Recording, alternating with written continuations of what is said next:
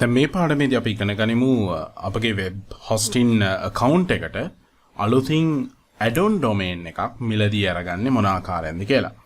දැන් ඔයගොල්ලෝ දන්නවා අපි මිලදී ගත්ත වෙබ් හොස්ටින් පැකේජ් එකට domains 3ක් ඇතුළත් කරන්නට හැකියාව තිබෙනවා. ඉතින් එහිදී අපි primary domain එක වශයෙන් piyawara.me කියන domain එක ලබා ගත්තා. ඊට අමතරව අපට වෙනත් add-on domains දෙකක් ඇතුළත් කරන්නට පුළුවන්. දැන් අපි යන්නේ ඒ add-on domains දෙකෙන් එකක් මිලදී ගන්න. මේ සඳහා ඔබ මුලින්ම කරන්නට ඕනේ namecheap dashboard එකට ඇතුළත් වෙන්නට අවශ්‍යයි. මම මුලින්ම login වෙන්නම් dashboard එකට. දැන් අපි dashboard එකට log වෙලා ඉන්නේ.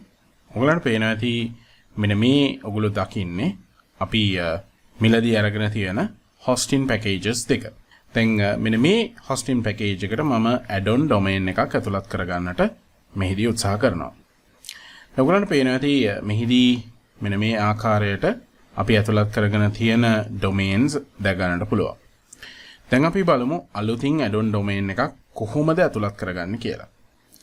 මෙහිදී මට යන්නට පුළුවන් domain list කියන option එකට. එහිදී ඔයගොල්ලන්ට පේනවා ඇති අපි දැනට ඇතුළත් කරගෙන තියෙන domains. මුලින්ම අපි කරන්නට අවශ්‍ය දේ තමයි අපිට අවශ්‍ය කරන domain එක අපි මිලදී ගන්නට අවශ්‍යයි. අපි ඒ සඳහා domains කියන එකට යමු. domain name search. මට අවශ්‍ය කරන domain එක මම මෙහිදී search කරගන්නවා. මේ ආකාරයෙන්. ඔයගොල්ලන්ට පේනවා ඇති මට අවශ්‍ය කරන domain එක available. මට මේක ඉතාමත්ම අඩු මුදලකට ලබා ගන්නට පුළුවන්. මම මෙහිදී add to cart කියන බටන් එක මත ක්ලික් කරනවා.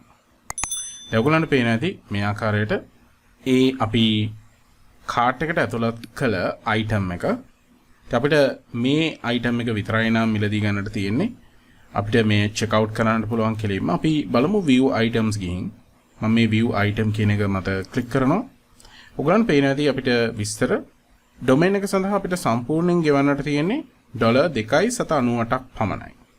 පළවෙනි අවුරුද්ද සඳහා. මම මේ ලබා ගන්නවා. මම check out බටන් එක මත ක්ලික් කරනවා.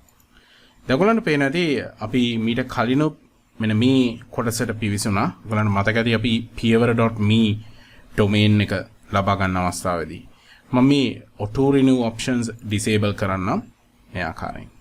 මේකදී අපි domain එක විතරයි මිලදී ගන්නෙ. srisai.live කියන domain එක.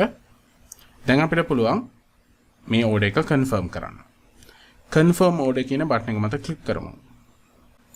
දැන් අපි online payment එක කරලා මේ domain එක මිලදී ගමු. ඔයගොල්ලන්ට පේනද අපි මීට කලින් භාවිතා කළ ආකාරයටම අපි මේ payment option එක භාවිතා කරලා අපි domain එක මිලදී ගමු. මම මේ continue බටන් එක මත ක්ලික් කරනවා.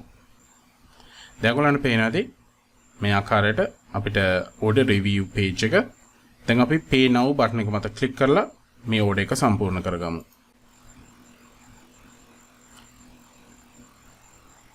දැන් ඔයගොල්ලන්ට පේනද අපි purchase එක සම්පූර්ණ කරගත්තා. අපි මිලදී ගත්ත domain එක මේ ආකාරයෙන්.